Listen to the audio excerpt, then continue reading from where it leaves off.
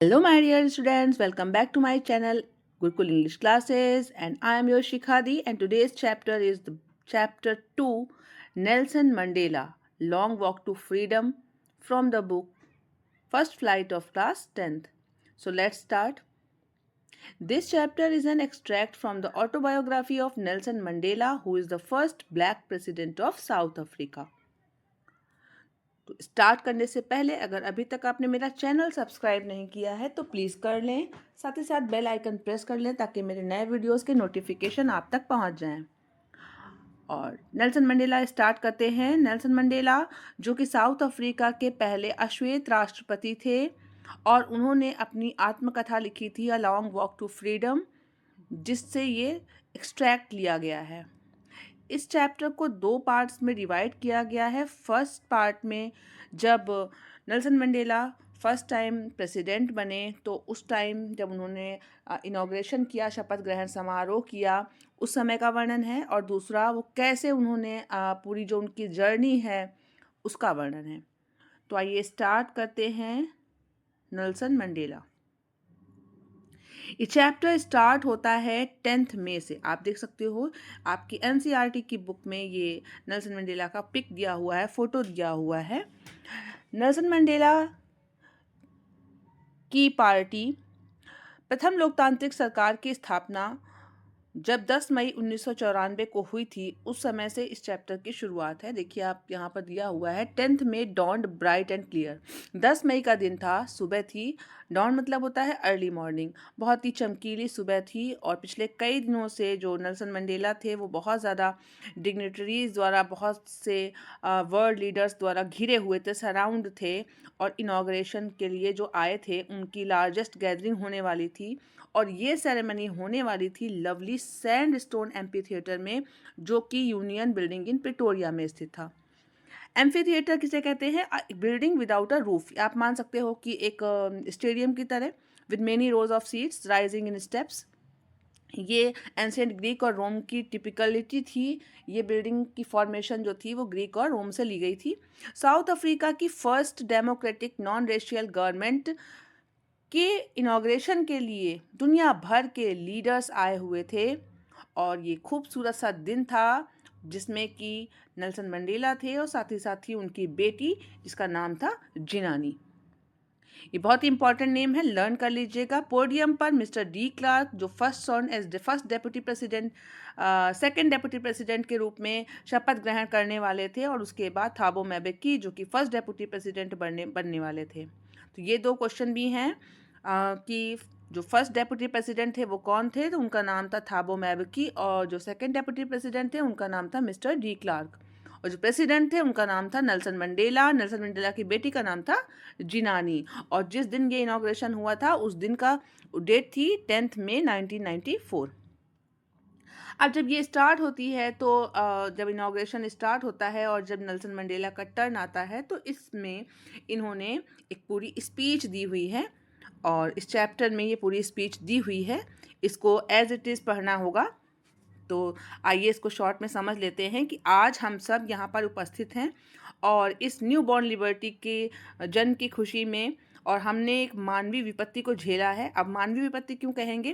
क्योंकि जैसे कि आप इंडिया में हो, आप देखते हो यहाँ पर कास्ट सिस्टम है।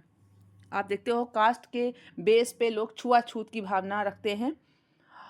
वैसे ही साउथ अफ्रीका में गोरे और काले का भेदभाव होता था और जिस सिस्टम को बोलते थे अपार्थीड।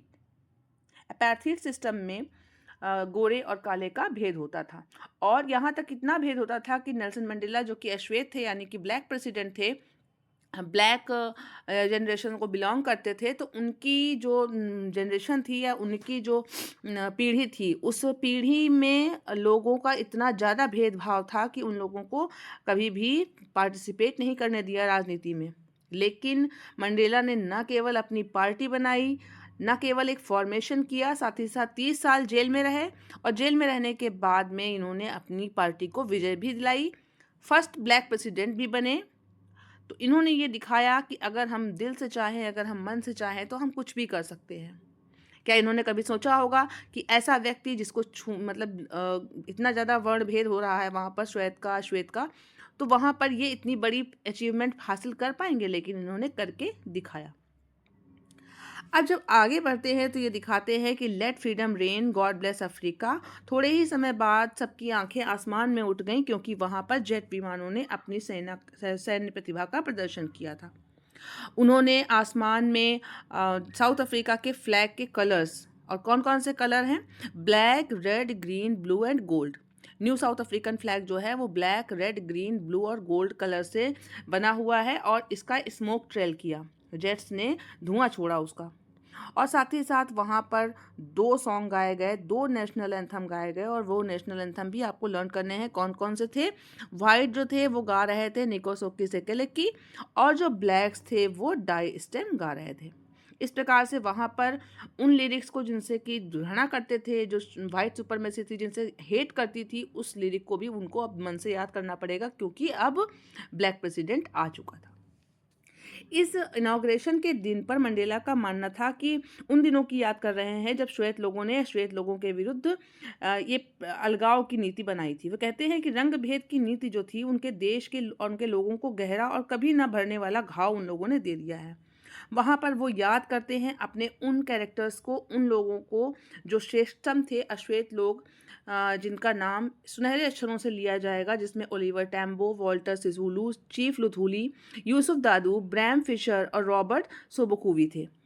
ऐसे महान स्वतंत्रता संग्राम सेनानी यानी कि फ्रीडम फाइटर्स थे जिन्होंने अश्वेत लोगों को आगे बढ़ने के लिए प्रेरित किया। इसके साथ साथ मंडेला कहते हैं कि प्रत्येक मनुष्य की 2 ऑब्लिगेशन होते हैं, ट्विन ऑब्लिगेशन। ये बहुत ही इंपॉर्टेंट क्वेश्चन है और बहुत ज़्यादा मंडेला से पूछा जाता है कि every man has twin obligation. और कौन सा ऑब्लिगेशन होता है? Obligation to his family, to his parent, to his wife and children.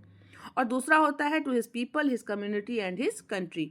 यानी पहला दायित्व होता है अपने परिवार के प्रति और दूसरा दायित्व होता है अपने राष्ट्र के प्रति। इस तरह दक्षिण अफ्रीका में जन्म लेने वाला अश्वेत व्यक्ति दोनों को पूरा नहीं कर पाता, या फिर ये कह सकते हैं कि कहीं भी रहने वाला व्यक्ति इसको पूरा नहीं कर पाता। आप देखते हो कि सेना में जो व्यक्ति काम करता है वो बाहर रहता है तो वो अपने फैमिली के ड्यूटीज़ को कहाँ, कर्तव्य को कहाँ निभा पाता है। कभी कभी ऐसा होता है कि उसके घर में कोई फंक्शन होता है, कुछ कैजुअलिटी होती है, लेकिन वो नहीं आ पाते क्योंकि वो देश के प्रति अपने दायित्व को निभा रहे होते हैं।